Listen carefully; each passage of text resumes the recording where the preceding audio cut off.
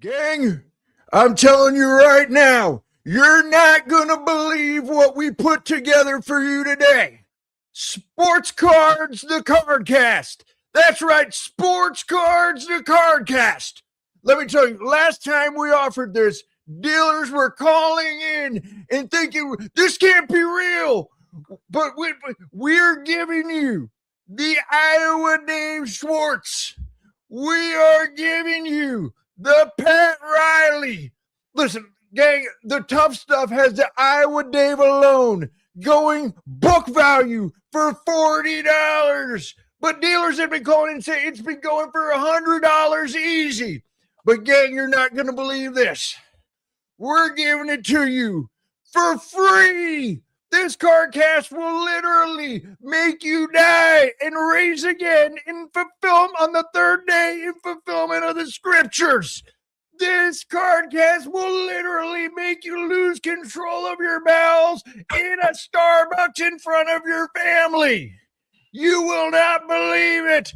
It's starting now.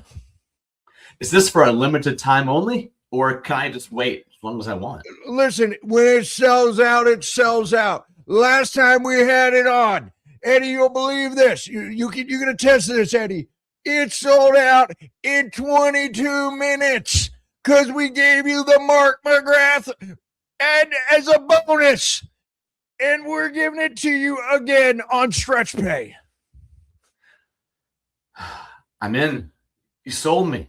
But I want you to use that voice the entire episode. I'll tell you what, man. My dream would be, first of all, I wish Don West was still with us, because him in today's hobby environment would be amazing. I think he would go far beyond Shop at Home. He would go far beyond NWA TNA announcing. He would just be the pinnacle of content. And then on top of that, I would love on this podcast, I would only do that voice the entire podcast if we could get Ken Golden to call in and like yell through the phone and just play the whole thing as if it was Shop at Home in the year 2000. I can't do that voice. Would there be a better cameo for us than Don West? Oh my God. Don West was just, he could sell umbrellas to camels, man. He was just unreal. I just would love to see him go through the names of current parallels and just be, we're giving you the Aqua Ray Wave Gem Mint 10. Yeah, that would just be unbelievable. Just going through pimping repacks, doing all sorts of just salesmanship. That's the thing that's missing. I think that if you're gonna go like whole hog in on, and you listen, like you can definitely attest to how great a card is just off of Riz alone. But I think that honestly, Don West would he would be the person that completely shifts the pendulum of anything in this hobby just by talking about how it will literally testing the limits of what the term literally is. So you know that he would have a repack. There would be the Don West repack. Oh gosh, his face on it, the worst cards inside. It would be $29.95. Yeah. You would get $29.95 worth of cards. Yeah, no, I think that but I think that the thing with Don West's repack would be it has to be like Arena Club, where it's not a physical repack, it has to be a web-based repack, but then you have him do some sort of narration about what you got being just an absolute nuke, just that you absolutely nailed the grail with it, where it's just you open it up and he just says something like, this is a 1982 Donruss Reggie Jackson. He's in the Hall of Fame. It's Donruss. They're not even making it anymore with a license. And it's a PSA 7. 7's a lucky number in Chinese culture. And you got it in the repack. That would be just fantastic. He would have 2 million Instagram followers, and every 70-year-old or older vintage collector would hate him. They would have wanted posters of him next to. I don't know, because I think that because if you watch Don West like on TV at 2 a.m. when it was on. Yeah, I went to college. Yeah, you went to college. There was a thing called beer. There was a thing called bunglets, but like there's a I think that he has such goodwill in the hobby that just in sports cards as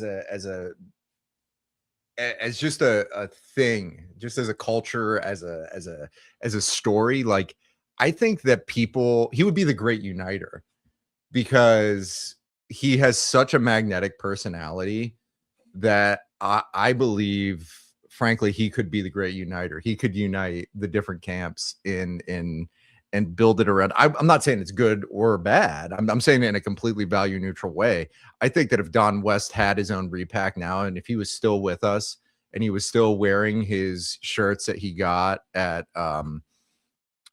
Mervin's or whatever, like he usually does, like it would be so much hobby positivity, as it were.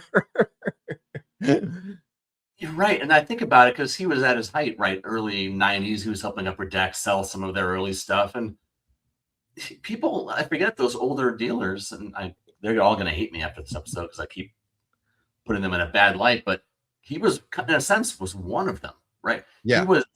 He was Gary V for the late 80s and early 90s. Yes, that's what it was. Yeah, he would be like, but I think that Don West, if you watch enough Shop at Home, if you watched NWA TNA and see him, just there's actually like an organic excitement to him. Obviously, he's a salesman, he's a showman, but I think that there is that degree of it hits you right in the cockles of your heart, where you know that it's something that, yeah, you're going to get a bunch of just junk cards in the baseball blowout monster box 3,200 card package, but you know what? He's swamming them. And I don't think that Gary V has ever swam in a pile of V Friends cards. I've never seen it, but yeah, I think that there's something magical about Don West. So hopefully my voice can recover after that. How are you doing, Dave? I'm doing great, and I'm trying not to picture Gary V doing anything to a pile of V Friends cards. No, but I'm doing great. My voice might be going in and out, and I didn't even do the voice the way you did. I've just got whatever I've got over here, but I'm doing fine. Enjoying the cards. Did not go to the Nationals this year. Was not planning on it, but then bought a ticket late, like a $25 get-in ticket, but then didn't go because my wife got sick, like a monster sinus infection, the kind that knocks you out for 4 or 5 days. And sure, I could not justify calling her from this Donald E. Stevens Convention Center saying, "How are you doing?" And she's got a fever of 101, and she's mainlining Dayquil, just to get through it. So I stayed home. So, and I actually don't mind that I missed it. I was starting to get FOMO pretty bad in the week leading up to it, and that's what led me to buy that $25 ticket. Yeah, but I'm glad. I would have enjoyed to have gone to see some people and to look at cards, but it was definitely FOMO, because once I did not go, I didn't regret not going. I just forgot that I even had a ticket. Yeah, honey, I understand that you have 102 fever and you're drowning in postnasal drip, but you cannot understand how bad the Wi-Fi is here. Like, you have not experienced pain like this, honey. Yeah, and the food selections are terrible. I think they've outgrown this place. There's no line at SGC. PSA ran out of spots on the first day, and by that point, she would just already be on LegalZoom getting the divorce papers ready, I think, for me. So yeah, whatever. Yeah. That's me. How about you? How you doing? I'm good, man. I've been on tour. I always would probably miss the National in perpetuity, because all of my at my work conferences are always at the same exact time, and I think this will be the case forever. And I don't think that there is going to be an overlap in which they're in Chicago at the same exact time in which the National is happening. So I think the National is not going to ever be in the cards for me, but I managed to do a little business, and now I'm home. Now I'm sitting in my office and recording a Cardcast. So, well, hopefully you had a fruitful and productive work conference. And if nothing else, hopefully it was nice just to get away a little bit. But if you don't get to the National ever, if you don't get to it once, I don't subscribe to this idea that everybody needs to see it once. Why? There are other card shows, not quite as big, not quite the spectacle, but it's okay. Like, it's okay to not go. If you are listening to this, if you can hear my voice, and if you have never been to the National, and you're feeling like you are somehow not a true collector because you didn't go to the National, I might never go to the National, I'm here to tell you, you're fine. And the people that are telling you that you got to go once provide no evidence for why you need to go once. You don't have to go. Go if you want to go. If you can't go, don't go. I've got problems with this whole National content thing. Well, we can air it out. We can have a therapy session a little later about it. But I think one thing that's important, because I don't remember the last time I checked the numbers, but we had like 73 million views and listens, and we really appreciate it. Let's get that up to 82 million. We have to overtake the Joe Rogan Experience in the in the Apple rankings, the Apple Podcast rankings. So please spread the word and give us 5 stars and share our stuff or whatever. But anyway, we have questions from the audience. We do, and we got Dan's card account. Dan is one of the hosts of the Brewer and the Baker podcast. A great podcast. I think they're only in the last year or so, 18 months or so since they started. Just wonderful rapport and not in your face and just talking cards. I love it. But Dan sent in 2 questions. And the first one he wanted to know is, what is our favorite insert set, and why is it, and I'm blanking on some mascot set that I laughed out loud when I saw that he is pumping this mascot set. Mascot cards to the moon, I suppose. Yeah. So to be precise, I believe what Dan was referencing was the 2018 Topps opening day mascot autographs and mascot autograph relics insert, which when I think of mascot autograph relics, I hope it's of the jerseys and not the mascot outfits, because I really wouldn't want to have the felt from Bernie the Brewer on a card. That would just be morbid. But yeah, I listen, I think that mascot cards are fantastic. I think that that's something that, honestly, in today's day and age of the way in which Fanatics has made cards this multi-franchise synergy, I think they're losing out on the centrality of mascots, which are something that I love. A Philly Fanatic. I love Yuppie. Yuppie's my favorite of all time. San Diego Chicken, all the various mascots. It's such a central aspect of being a baseball fan, and I think they're shifting away from it, and instead they're bringing in the Minions cards. You know, they had the Paw Patrol ones, they had the Minions cards, and I think that's kind of a mistake, because it's getting away from the core essence of the fan experience. And also, I just don't know, frankly. So Dan, yes, that is high up there on the list, the mascots autos. But I don't know. I think that the Minions thing, are they gonna stick with the Minions thing, or are they gonna go to some other? Someone pointed platform. this out, and I forget who it was, so I apologize for not giving this person credit. But they noted that likely was an advertisement, and that DreamWorks may have collaborated or even paid Topps to do that, because if you flip it over, it talks about the movie that is going to be coming out, Yeah. almost like an ad. So I hope they don't repeat it, but if they do, it likely wouldn't be until the next Minions movie. So 2, 3, 4 years from now, something like Yeah. that. So I don't think you have to worry about it. Yeah, it's almost like Taco Bell and Demolition Man or something like that, where they have all the product placement of Taco Bell and Demolition Man. Cortez playing the piano and Taco Bell. Yeah. Yeah, exactly. So, Dave, if they're gonna continue with this of doing franchise synergy in Topps cards, what one would you go for? What sort of synergy projects would you like to see? I'm a traditionalist. I love the Muppets. Okay. And so I think I would want to go with the Muppets. Now, since Disney acquired the Muppets, they have overexposed them a bit, I think, more than we're comfortable doing. I love mascot humor. I love mascot violence. I love mascot cards. I love mascots. Unfortunately, I hate to say this, hurting themselves when they fall down. I just think it doesn't feel like there's a human in there to me. So I laugh when, the gorilla from the Phoenix Suns, catches actually on fire while going through the ring while trying to dunk, and they have to then throw blankets on him to put him out. It's high entertainment for me. Now, I don't want to see Kermit or Fozzie on fire, but I think if you're trying to connect to both young and old, I think the Muppets is the way to satisfy a lot of people because they're still pumping them out at Disney World and wherever they happen to be.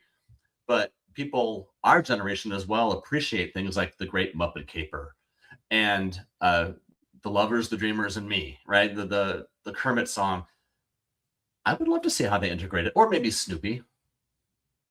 Snoopy would be dope. Snoopy's always good, man. Snoopy's slept on. He's definitely like a Joe Cool Snoopy. You could get Spike in there. You could get Olaf, all the various people. I mean, you could bring Charlie Brown into the mix. You could do a lot with the Peanuts gang. My personal pick, and initially I was going to go with the obvious one, the chalk pick, which would be Looney Tunes. But I think that honestly the only base that would work perfect for basketball, but I think the only baseball coded Looney Tune is probably Taz. But there's one more. There's the Gas House Gang, and it's the one. Yeah. Yeah, right. It's the one where Bugs was single-handedly playing this big brute, big guys of baseball, where he was 9-on-1, and he would pitch, and it was like strike 1, 2, 3, you're out. Strike 1, 2, 3, you're out. Yep. There's that one as well. So I think Bugs and Taz would play pretty big. Yeah, but I think that personally, if I had to pick a crossover of universes of Topps and some other pop culture entity, I would go with the Calvin peeing truck decal. That would be my personal pick. I think that you could do a lot with the Calvin peeing truck decal. First of all, you look at me with a degree of confusion. I don't know who that is or what that is. Oh my gosh! I don't. You said Calvin. You didn't grow up in the South. You said something else, and I am the Calvin peeing truck decal. You've never seen the Calvin peeing truck decal? I've never had the privilege. Oh my God, this thing is on the Florida state flag. It's amazing. It's so there was this truck decal that came out in the 1990s, around like the late 1990s. Of course, it's bootleg, right? Bill Watterson had nothing to do with it. And it really offended him to the core. But there would be this thing where it's this character that looked like Calvin from Calvin and Hobbes, and it's him from the back, and he's looking over his shoulder all mischievously, like almost like they conflated Calvin with Dennis the Menace. And then you see a stream of fluid, and he's usually peeing on something like Jeff Gordon's number 24 or the Ford logo or Osama bin Laden or something like that. I have seen. I was not putting it together. So when you first said Calvin, I went right to Hobbes, but then it was Calvin peeing, and I'm like, no. And I was picturing some bear, or something, no, like Berenstein Bear. I know exactly what you mean. Yeah. It's Calvin peeing on something. So that would be you could do it one of two ways, right? Yeah. You could either just do it halfway and be true to the game and have it just be all the cards being just the decal, and every player's just the Calvin decal, but he's peeing on certain things, right? So That's it what I would want to be explore. What's he paying on? What are the players paying on? okay. So the Shohei Ohtani would probably be the salary cap. That would be something that would be good. Aaron Judge would probably be the number 162. Juan Soto would be paying on Francisco Lindor. Yeah. You could bring back the legends and have Barry Bonds peeing on HOF. You Tim Belcher and Steve Carlton peeing on the media. Yeah, no, you could do that, or you could do the thing where, because you can see that sometimes where they have versions of the Calvin peeing sticker that look like the head of the person, so you could do a stylized sort of bit. I personally think it should just be like just straight Calvin peeing decal, and have it, you don't even put the names on there, right? It would just be a great sort of thing where it would be a crossover to a different sort of culture than, say, the anime Bowman insert, right? Slightly. This is like Southern America, dude. This is like Southeast. And yeah, I think that that's something that they could really go for. But I think that I would go with Calvin peeing as my franchise crossover. What would the Calvin peeing short print be? I picture, they actually go traditional and have him jumping off the snow sled with the tops. No, I mean, but with but here's the thing, right? You can make, I think that the short print would be, you'd have the regular, and then you would have the gold to 50, but the gold would be the stream, right? Okay. So you don't do anything with the Calvin or the word. It's just the stream is the thing that has the foil on it. And then I would love to see there would be the 1 of 1, which of course is the gold vinyl superfractor P. Like that would be amazing. See, I'd be worried about the red out of 5 because then he's got blood in his stream. And essentially what you need then is basically the urinologist parallel. Because that's a problem. He's too young to have blood in his urine. Yeah. That's a thing of life getting to you. That's when that happens. Also, yeah, I mean the green out of 99 would be no picnic either. That would be too much asparagus, man. Yeah. So yes, I agree, Dan, that the 2018 opening day mascot autos are sick. I love any mascot card. Any mascot card is just top shelf, in my opinion. Yeah. Anything. I own one. I own a San Diego chicken card, and it's one of my favorites. And I break it out once or twice a year on Instagram when they have those sometimes they'll send something like, they'll put up like a Van Gogh, right? But they'll cut out the Van Gogh, and instead like you place your own card inside the artwork. It's one of these templates ones, like show me something orange, right? And it goes in there. But when it says like show me something amazing from your PC, I will just like to put up the San Diego chicken, because I think he's sort of the OG. He's not the first mascot, but he's the first national mascot, right? He's the first one. He was on the baseball bunch, for example, right? With Tommy Lasorda and Johnny Bench, and people know who it is. So he's almost like what Gritty is today, right? Or what the Fanatic was in the late 90s, chasing Tommy Lasorda around. So yeah, I forgot where I was going with that. But he was the star of baseball blooper videos.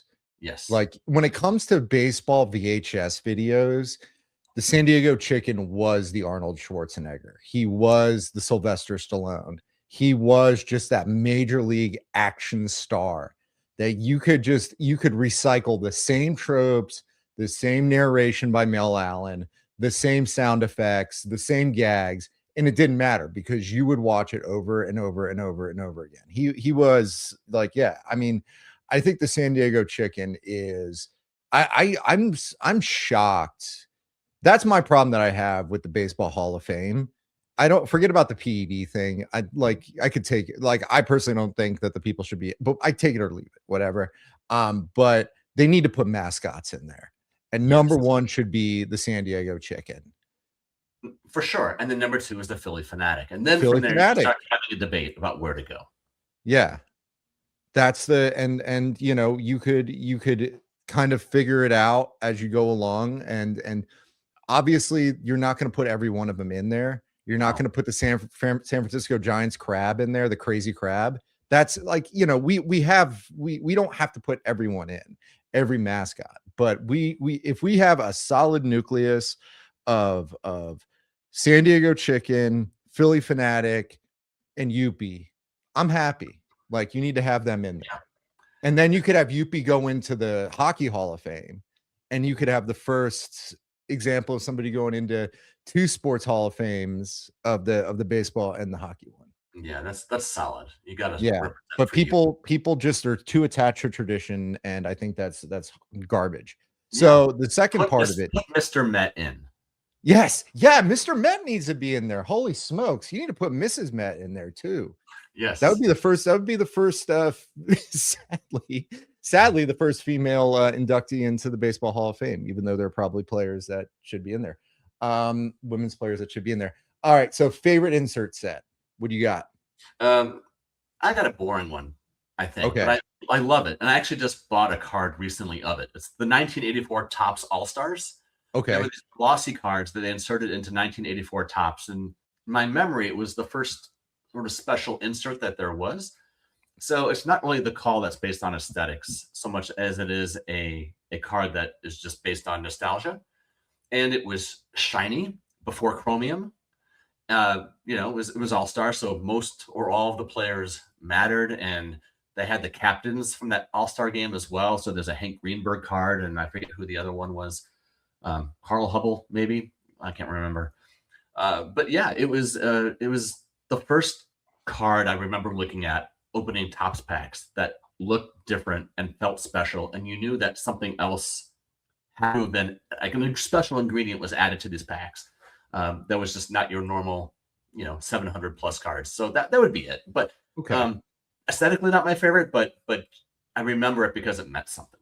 Yeah, I personally, my low key favorite, right? So obviously they're the ones that are basically anything Arena Designs is high up there. Yeah. All those that slate of 1990s, late 90s ones are just like they're all up there. I think that the one that is the obscure one for me is the Fleer Ultra Firemen, the one where it was all relief pitchers I know with like a fire engine in the background, where, hey, this is the moment in time in which Doug Jones gets his own insert card. This is the moment when insert. I think Rob Nen was in there. And it's funny because it hits me in a point as somebody that adores 1990s relief pitchers. I think that, and then also people being let down where they just see the card that's turned over backwards. Oh my God, this is an insert. I've heard about these sort of things, and you flip it over and you have like a John Wetland fireman. That's just, yeah. That's just like a real kick in the groin. But probably if I was to play it smooth, they're the two that I can think of. One is Lynchpins. Yeah. I think aesthetically that one is impressive. I also love Lynchpins because, and this is something that people do not talk about, when you turn it over, it has the wackest wraps on the back of them. Like, so basically what they did was they wrote these little, see, that's how much people don't pay attention to these inserts, because it's all about the die cutting and the aesthetics and this sort of sensory visual experience. You flip it over, it is the worst example of rap lyrics that you will, it's like anti-bars. When you look at it, it'll be something like, Jerry Rice, you're so nice. When I eat too much spice, I get indigestion. Like that sort of like 1980s. Hey, everybody, I'm here to say, Cal Ripken Jr. plays every day. Like that sort of level of right. It's the kind of thing it's the kind of 30-second filler material they would put between the 1990s Saturday morning cartoons. Yep. Right. Yep. Where they're trying to relate to the kids.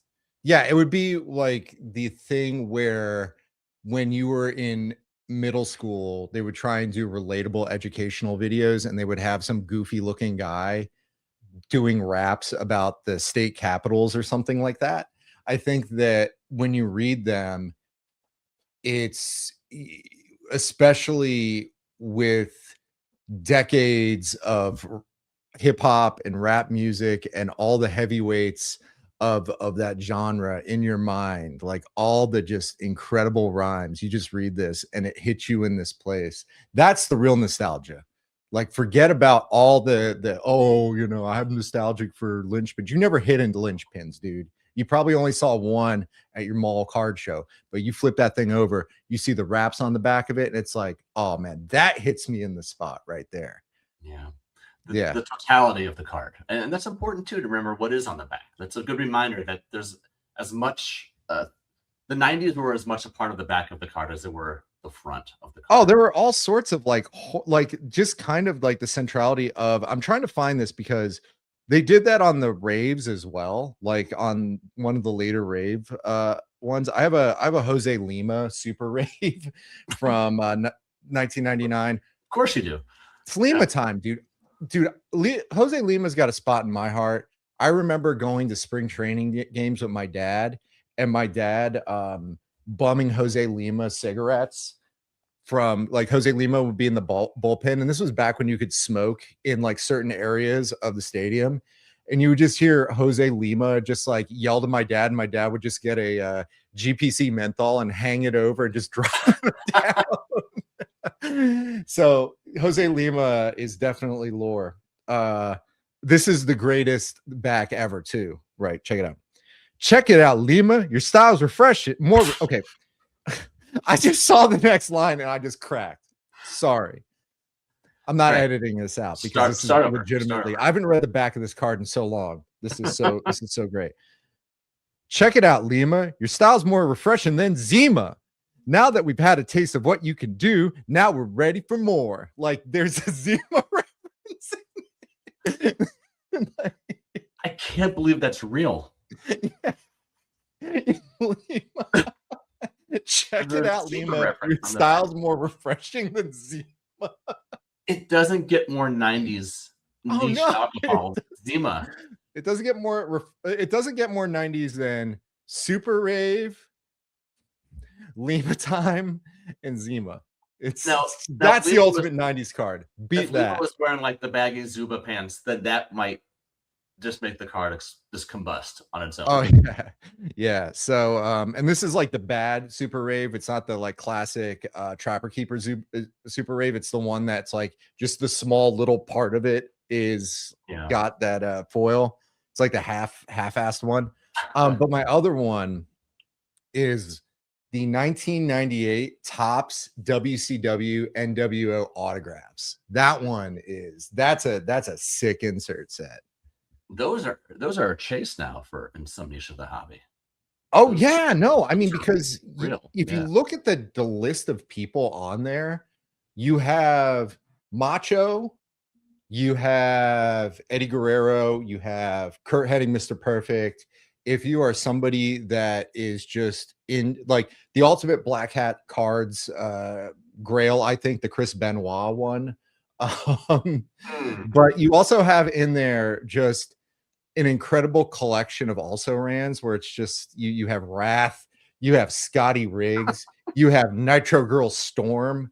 I mean, there's probably like a huge. I would be interested to see what the price of the Nitro Girl Spice one is, because she's like the one that's like the one that was understood as being the GOAT Nitro Girl, the one that introduced many young men to the fact that short hair is attractive on a woman. Well, there's also Kimberly, who married Diamond Dallas Page. Diamond Dallas Page is in the set. Yeah, and then there was the Spice Girl. There was the Nitro Girl, who then married Shawn Michaels as well. Yeah, and there was also Stacy Keibler as well. Stacy Keibler not in the set. I don't know how many of the Spice Girls are in there. I don't know if AC Jazz is in there. I don't know if Che is in there. I don't know if Fire is in there. I don't know if I'm trying to remember all the Spice Girls. I don't know now if you're naming Nitro Girls or American Gladiators. No, is Diamond in there? Is Nitro in there? Is Malibu in there? I took the most excellent hit of my life. But just imagine if you were a wrestling fan and you were just so geek on the idea of getting the Macho, and then you open it up and you end up with like Lodi. That would be that's bad. That's a real bad one right there. Kiwi. This is gonna devolve into that thing where it's like you get two men together. You get two elder millennial men together, and they will just name random WCW wrestlers for an hour, and they can. Hardbody Harrison, let's go. Scott Norton. Oh, Scott Norton. That is a big dude. I met Scott Norton. His hands are like hams, man. Yeah, but that's like wrestling cards are a thing that I never really collected. Outside of my dad got me 4 boxes of the Impel WCW ones at like a KB Toys that was going out of business. He bought me 4 boxes of them for like $10, and I was just swimming, and I was so happy. I was like swimming in Doom cards. I was just like, oh my God, give me more Doom cards. Give me more Flying Brian cards. Get these Z-Man cards out of here. I got no time for Dutch Mantel cards. Is there a lazier character transformation than Tom Zank becoming Z-Man? Where, like, you have no personality. Let's just take the first letter of your last name and call you that man. I am the S-Man, right? You are the R-Man, and Tom Zank is the Z-Man. The Z-Man, dude. I mean, it's kind of cool sounding, Sounds like a guy that's really into Xanax or something like that, even though Xanax starts with an X. I don't want to say anything, but that's good. I thought you were going to say Doom, where it was like, okay, we're going to get Butch Reed and we're going to get Ron Simmons, and we're going to give them masks, but you can obviously know who they are by looking at them in the masks. So. I'm gonna have a little bit of a teaser here going forward because we haven't finished all of Dan's questions yet, but this will not be the last Doom reference of this episode. Oh my God. Doom's the greatest tag team ever. It is. Dan also wanted to know, if we were creating an insert set, what would we want to have included in it? And I thought that was a really good question. It got me thinking, and I've got a lot of time driving to work and back. And so what do I like about inserts? I'm not the biggest insert collector. When I was thinking about it, though, I wasn't thinking about design. What I was thinking about were traits. And the two that I came up with were, one of them is that I wanted there to be no parallels. I wanted just to be an insert, because inserts should be special on their own. And now I have another insert that's out of 10, but just the insert. Yeah. The other one would be to serial number it, but not crazy low, not to 10, not to 50, to something like 499, so that you can find other people who have it, and you're part of this exclusive club. Like, oh, I've got one, you've got one too. That's cool, but not everyone can get one. So whatever your insert is, whatever your sport is, I would want it to be short printed to about 500. With no parallels. I if I was to design a insert set, it would be Calvin peeing. I've already said my piece. It'd be Calvin peeing. I want Calvin peeing. I want one of those titanium cards of Calvin peeing, right? Where it sort of cuts it out, or die cut. Molten metal. Yeah. That's another one that I love, where that's the other thing I love about insert cards, is that in the insert card checklist, there would always be your heavy hitters, right? If it was baseball, you would have Frank Thomas, Ken Griffey Jr., Ripken, Barry Bonds, all those guys, right? Mark McGuire, just the big dudes. Occasionally you have some pitchers thrown in there, Randy Johnson, Pedro, Maddox, whatever happened, but there would always be 2 or 3 guys that just were the inexplicable dudes that were thrown in. Travis, like maybe they won the rookie sets. Yeah, Travis like everywhere. Yeah, it's like they won the rookie of the year. So Ben of course there would be a Pat Listash one in there. But I love the ones, and you brought up molten metal. the titanium, the fusion titaniums. There are so many great ones in there of just I would just you get this thing and it's like turned over and you don't know what it is. You just see dots. You see the little 40 or whatever it's out of. I think it's 40. Then you turn it over and it's Mike Figa. Like that would just be that would just be the ultimate speedball where it's just like you get that elation and then you go all the way down when you turn it over and you're just like Mike Figa. Imagine like a modern day breaker with that. So we're like, we got one. They bring the big trash can in so people can jump into it. Everyone gathers around each other. And it's Raphael Billiard. Yeah. we got Masao Kita. Like what? What? That'd be amazing. So thank you, Dan. Dan, thank you for the questions. Thank you so much. And always send your questions in. We were going to get an outside expert to chime in. Unfortunately, we couldn't get a hold of him, but we'll share it once we get it. So yeah, absolutely. So, man, you got any pickups? Well, how about you share yours? Because we already talked wrestling cards. All right.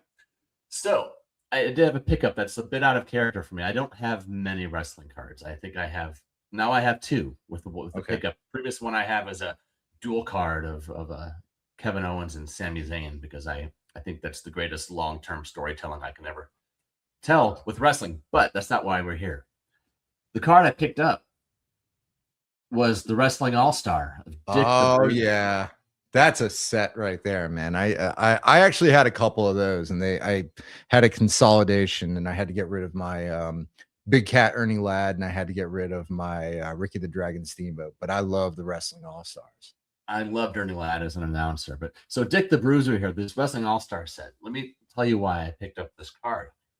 So I like to have cards that in my binder that sometimes will mean something or remind me of somebody. So this would have been in the late 60s, early 1970s. And my dad is working as a gate check at St. Louis Lambert Airport. Now, St. Louis was a big hub of wrestling. And at one point, up comes Wrestling at the Chase, my man. Wrestling at the Chase, right? It held it, yep. And up walks this big guy. And my dad is, he was just out of college.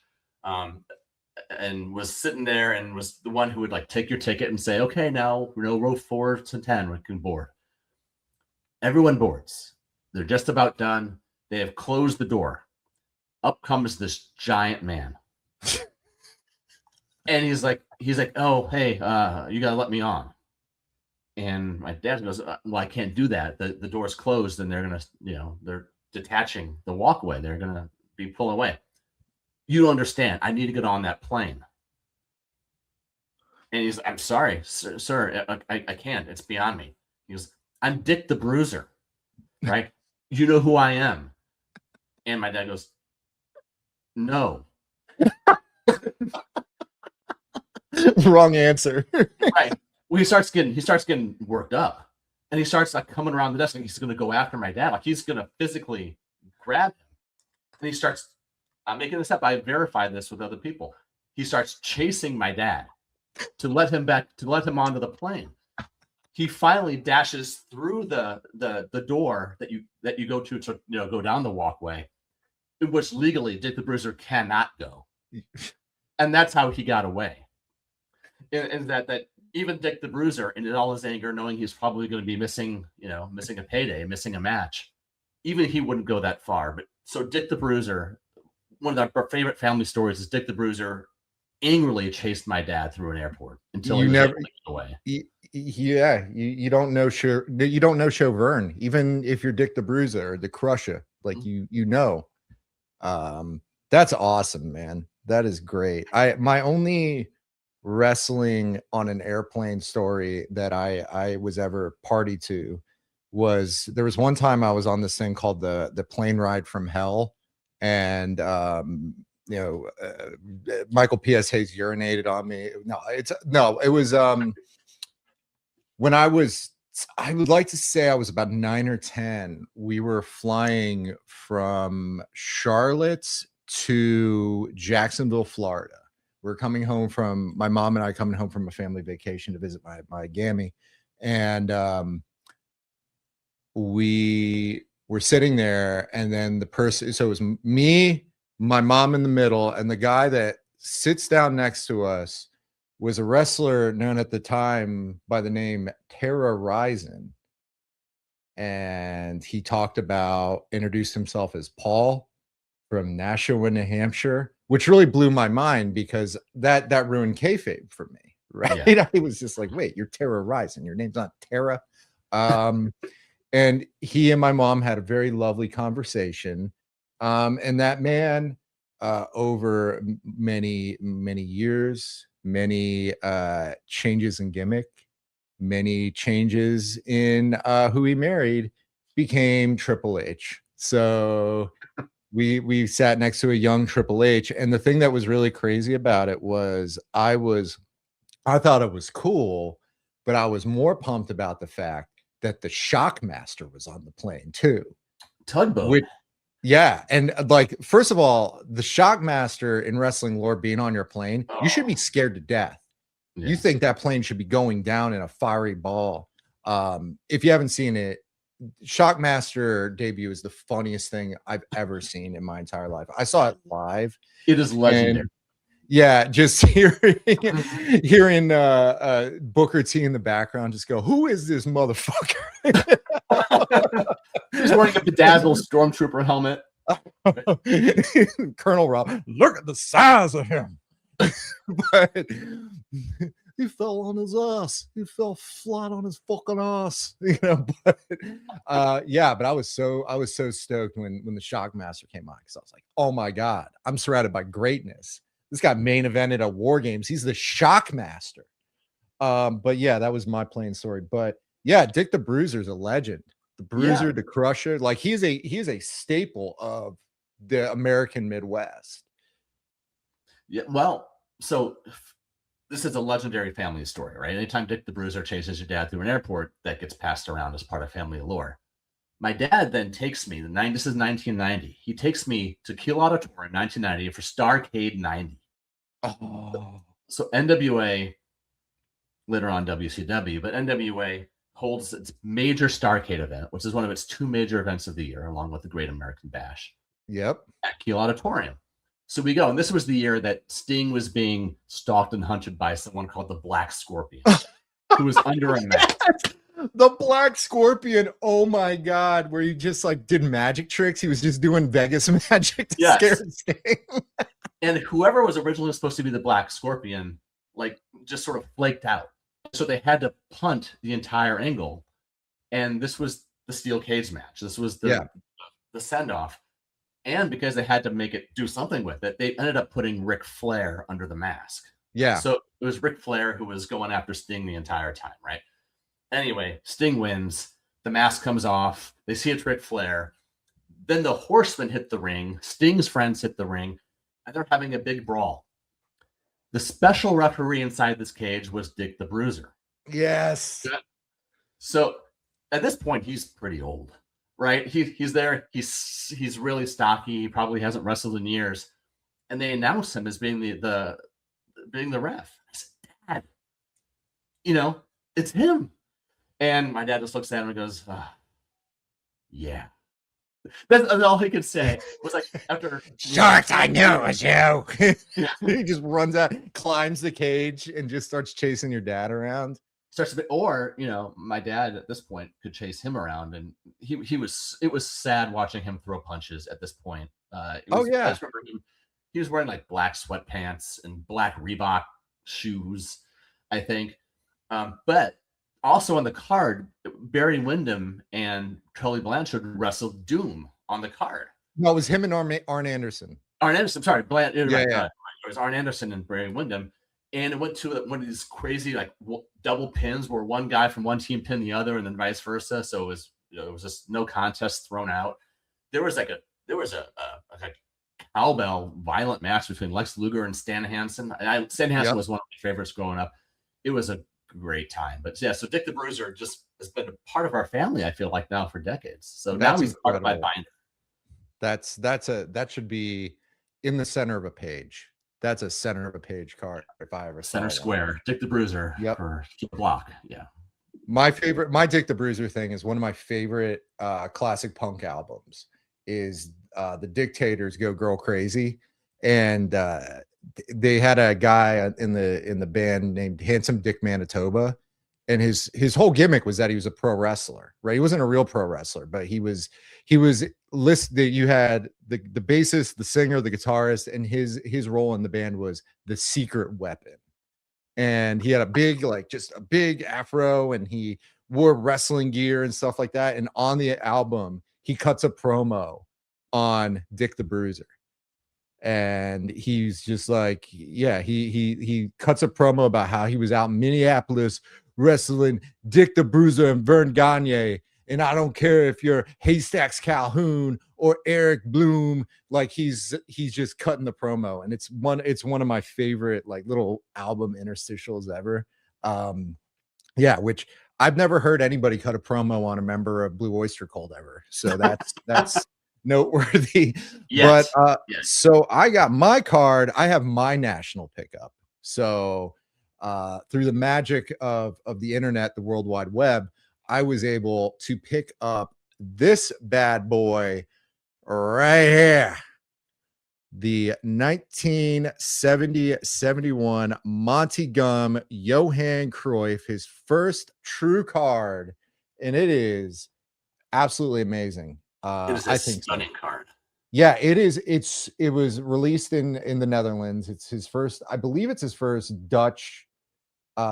He had other issues like a postcard or a stick pin, but this was his first like card/sticker. It is the most, I think it's just incredibly European, just the use of the Helvetica font. It's stunning. And on the back of it, this is the better non-glare version, taken on a hotel desk.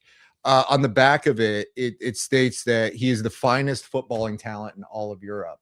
And this was early in his career, and it's incredibly prophetic because you can make the argument that he was the finest European soccer player of all time. But this is a card that I saw I got this from the one and only Al Dragella, El Rey Collection. He had it in his case at SoCo. I've been chasing this card for a really long time because typically copies of this card were glued into an album, and as you can see, this is unglued. So that's something that is really rare. So there's no tape, no glue, nothing like that. There's tons of glare. So that's, the back is just stellar when it comes to just the design of it. And it's all me right now. But Al posted it. I went into the Situation Room at a certain point, aka the bathroom, where all the big cards are secured.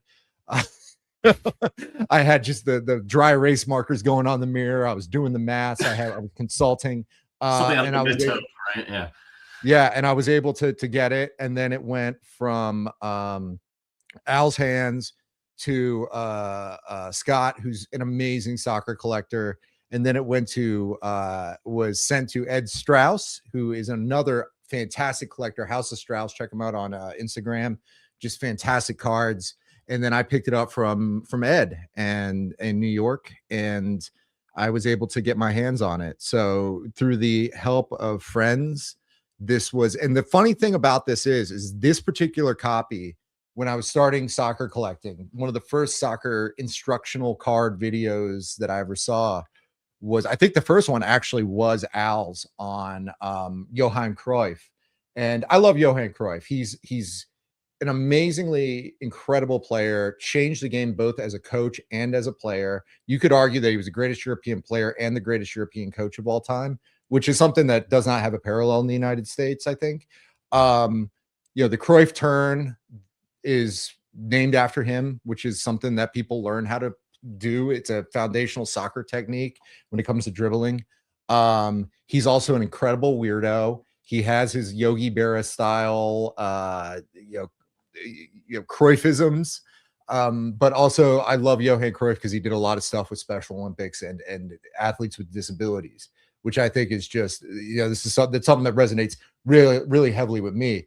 But that copy, I believe, was the one that Al brought up, and I was like, I have to get this card.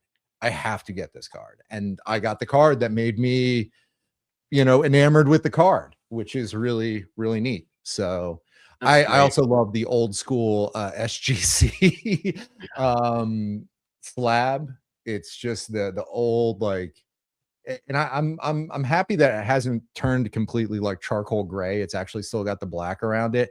I don't know if I'll ever cross it to another company, or because I just have this fear that I'd send it to PSA, and somebody was like, there ends up with like a gunshot hole in it, and they're like, well, we were gonna give it a PSA one anyway, so here's $5. I just, I don't know if I'll ever cross it, but yeah, this card is just, oh my god, it's just, I've reshuffled my collection quite a bit, and I'm kind of went to that moment of trying to figure out what my jam is really, and pruning it and trying to figure out how I'm going to grow this bonsai tree. And this one definitely was the impetus for a big transition. It's definitely a crossroads card for me. So it looks amazing. It looks amazing. Just the design. They could have very easily, back in the early 70s, could have just made all the soccer balls the same size and just ringed his face. But instead, the care that went into it, it's a beautiful card. Plus, I love you got it. I love who you got it from, as opposed to like, oh, it popped up on eBay. Yeah. And I think everything just fits together amazingly. The color of the Cryon on the bottom with the Ajax logo, it's just, it's sick. But I wasn't able to take a photo of this. I was able to get another amazing soccer sticker in the mail today, and I've been holding off on this. This is a major league rookie.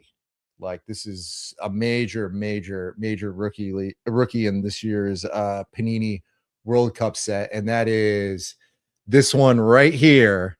The one of glare out the, well, it's probably good that there's glare. It's my kid. You're able to make custom ones, and he really wanted a custom Panini sticker, and through the magic of the My Panini app, we were able to make it happen. It came from Italy, and we got it today. So that is very cool. Yeah, you're gonna get it graded. Yeah, this is a PSA 10 pop one banger. You could totally flip it. Just, God, yeah. Hey son, I flipped your card, and I got you. Yeah, it's a solid card. Yeah, he insisted on doing Egypt because that was his favorite team, but he has his Egypt jersey on, and yeah, it all strings together quite nicely. So I haven't really had the opportunity to really play with the because it's like done in Italy. I don't know if they're really close on the US pop cultural sort of stuff, but if I have some money floating around, and if I have a loose, hour or so, you best believe I'm putting together an Ernest P. Worrell one. I'm putting together a Don West one. I am putting together, like, we'll just do the whole suite of references from this podcast. Maybe, Mark McGrath, we can have him on there. We can have Dick the Bruiser. Like, yeah, we can just do the whole set. Oh, Calvin. There you go. Calvin. Yeah. Calvin. Perfect. Yeah. I made one for his I didn't get it printed, but I did manage to put together one for the little blankie he sleeps with, his cat blankie. So yeah, he's got that one too. Yeah, so those are my pickups. So you were talking about the National. I was. And I cut you off. But I'm glad that you did, because I'm going to sound like the grumpy old man at this point. And thank you for letting me have a little bit of a runway with this, because we have fun on this show, but I just had to get something off my chest. Yeah, it's fun and games, but we're modern men, and we have to be in touch with our emotions and our feelings, and we need special places in order to share like what we feel inside. Right. So here's what it is. So the National ended as we were recording this just under a couple of weeks ago, I guess, week and a half ago. And one of the complaints I hear coming out of it is, oh, there's too much content about the National. I disagree with that. The National is a major event. It's like saying there's too much coverage, of the Stanley Cup Finals or the Super Bowl or the World Cup. Of course, you're going to do content on it, and I think that's great. But there's a certain type of content that I've been hearing this year, in which people keep talking about other people who they saw who have podcasts, in which they just keep going round and round about it.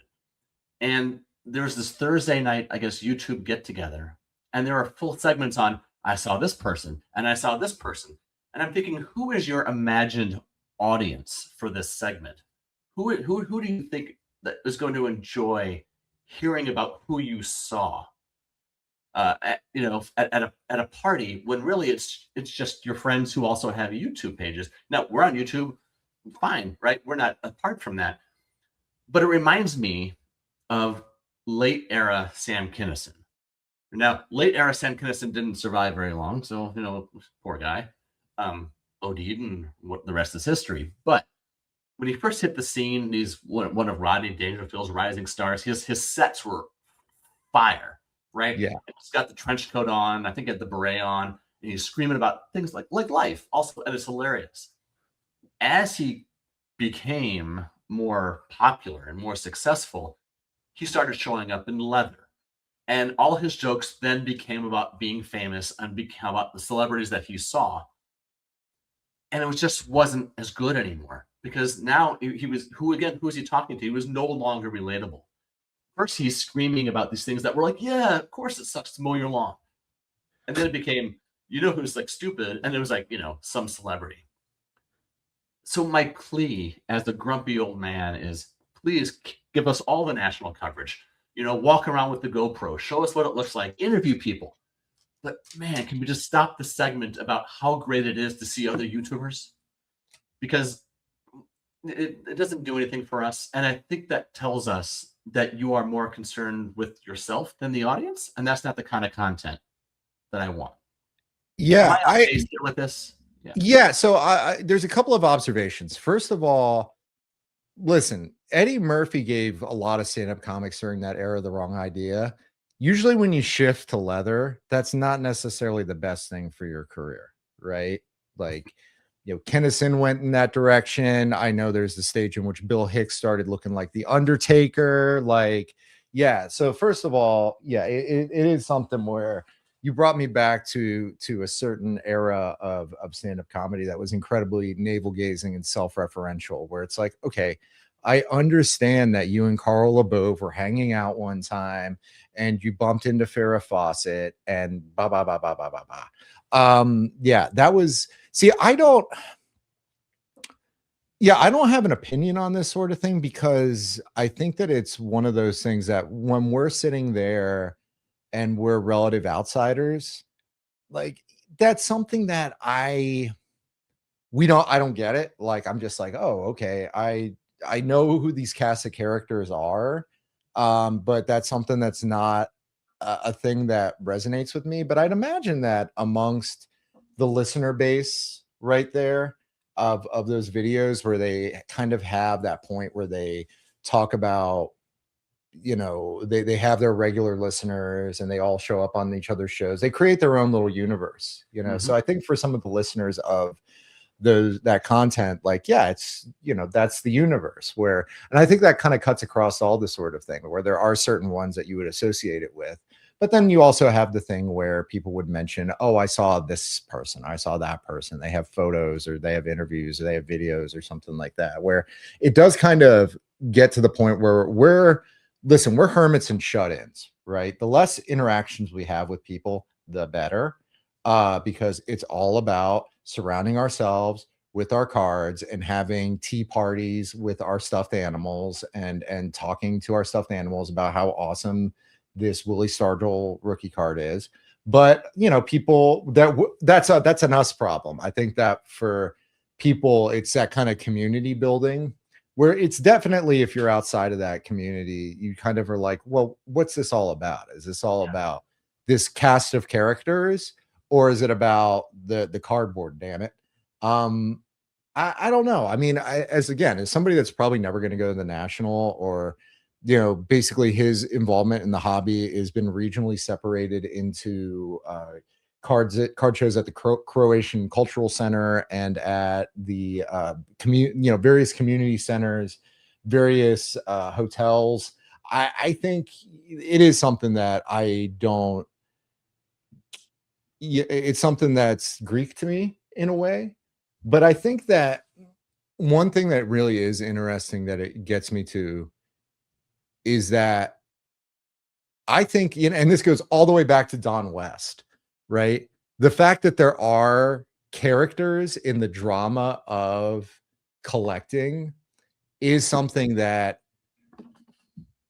I think is interesting. And it's just whatever sort of segment you want to be in, or whatever niche, or whatever sort of space you want to be in when it comes to what characters you want to populate within, or what comic book in the Marvel universe you want to read, or when it comes to wrestling, like what territory you're associated with.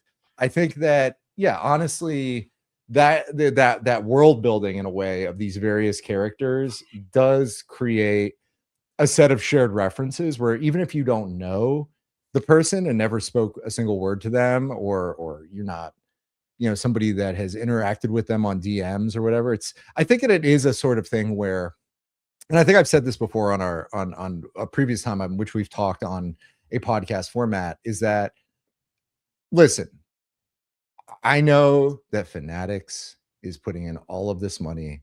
I know that cards are getting pricey. I know the market is frothing.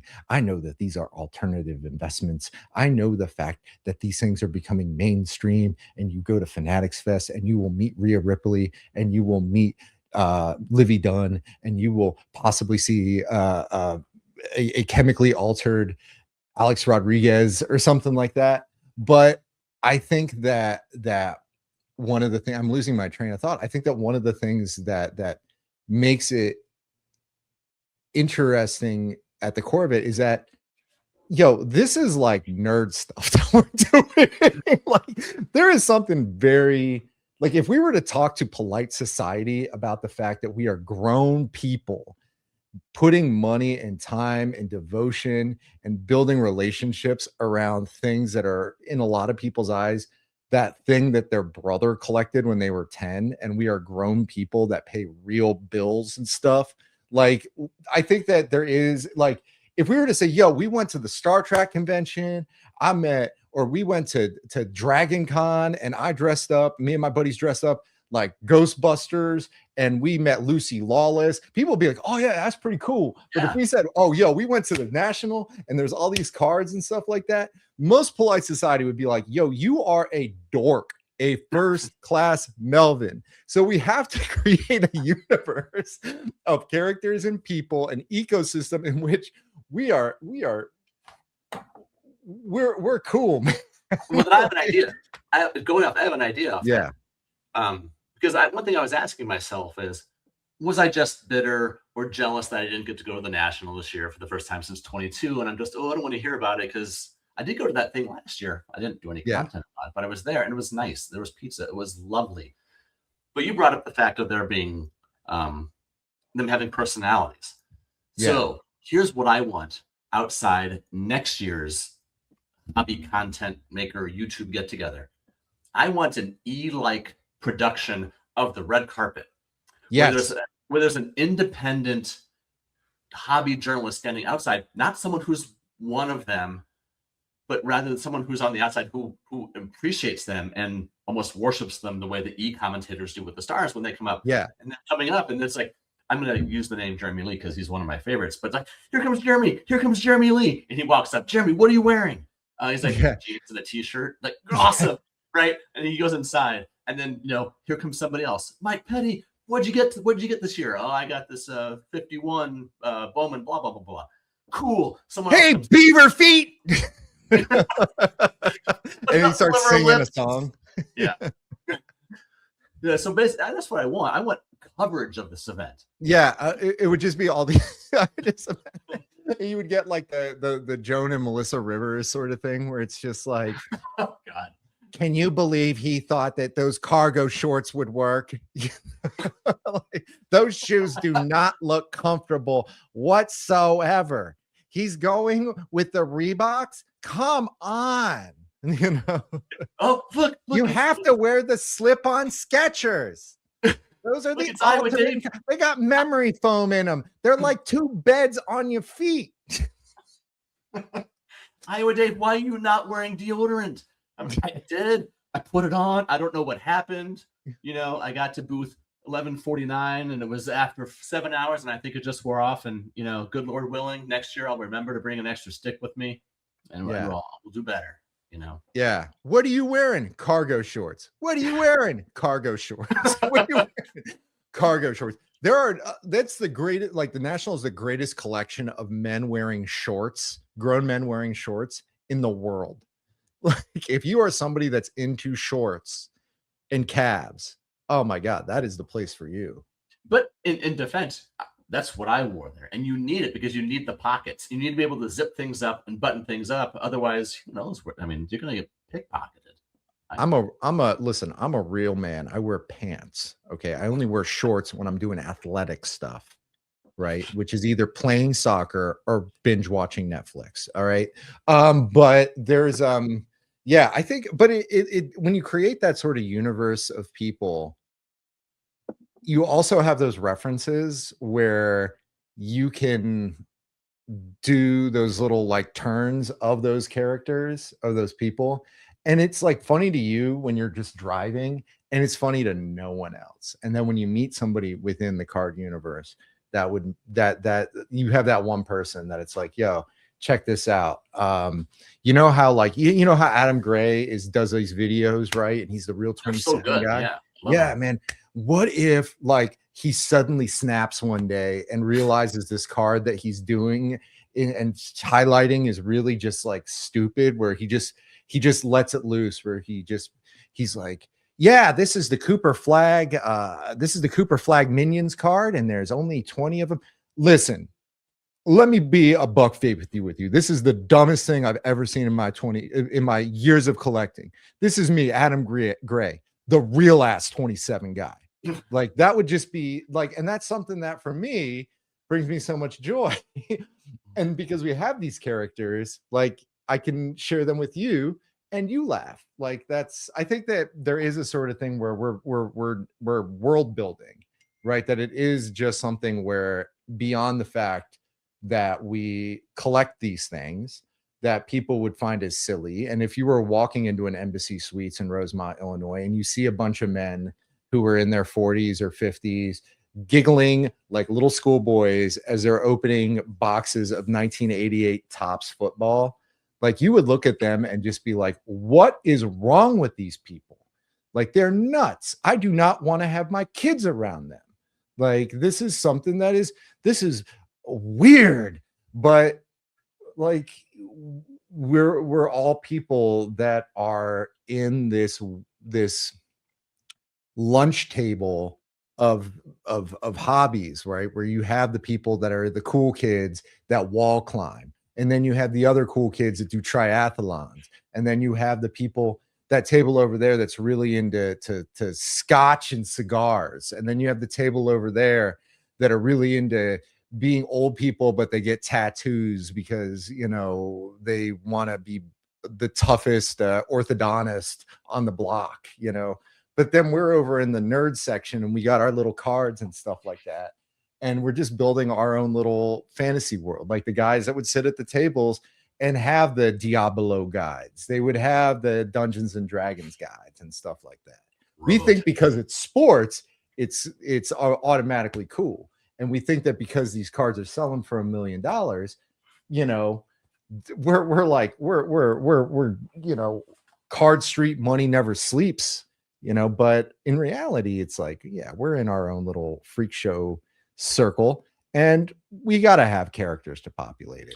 And it's meaningful because it's like, hey, it means a lot because I see so-and-so who doesn't see me as shameful because I have all these cards. And I'm all for their characters. What I don't like is characters doing content about the characters. But by the way, I think you really broke my brain when you started referring to this as world building. So I never thought of it that way. Yeah. I think of Tolkien. I think of Minecraft. But now I'm going to be thinking about the YouTube hobby space as world building. And I'm just trying to figure out, who's Gandalf, who is Frodo, and who's Erewhon and everybody else. And I think this is what I'll be thinking about the rest of the day. Yeah, man. I got a real, PhD in sociology that has led me to this moment. Sorry.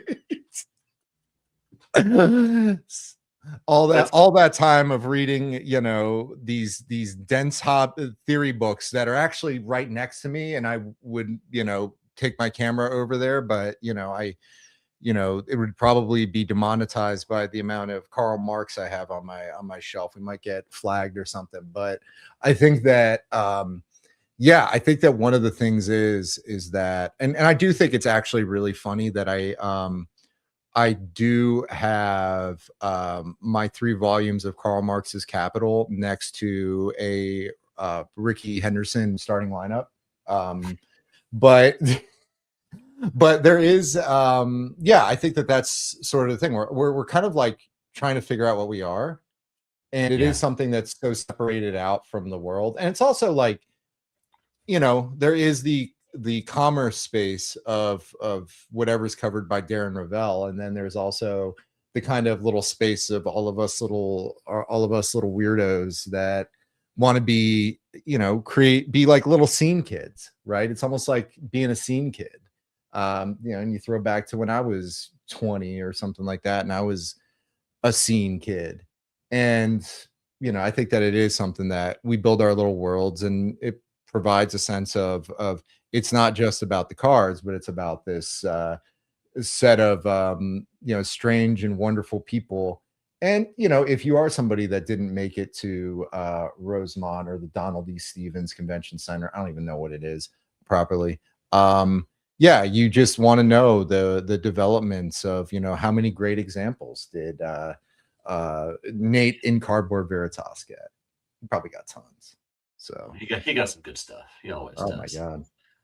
Nate the Great, man. But so I think this is an episode. So thank you so much for listening to Sports Cards, the Cardcast. Next week or next installment, I don't even know at what calendar we release these. We are going to do the first episode of the Sports Cards, the Cardcast film club. And it's going to be, I believe it was released in 1990. It was a public access, New York public access documentary called Cardboard Dreams. And we're going to talk about it. We're going to have a special co-host. We are going to break it down for you. We're going to engage in some incredible film criticism. And from there, we're also going to answer your questions and have a fantastic time. So Dave, where can people find you? Iowa Dave Sports Cards on Instagram, and Hobby World. You now have your assignment for next episode. Watch that documentary. Yeah, it's on YouTube. You'll find it. It's funny. It's definitely a hilarious artifact. You will find me at Insta_account_haver. And send us questions, and I hope you enjoyed the show. Bye. Thanks, everyone.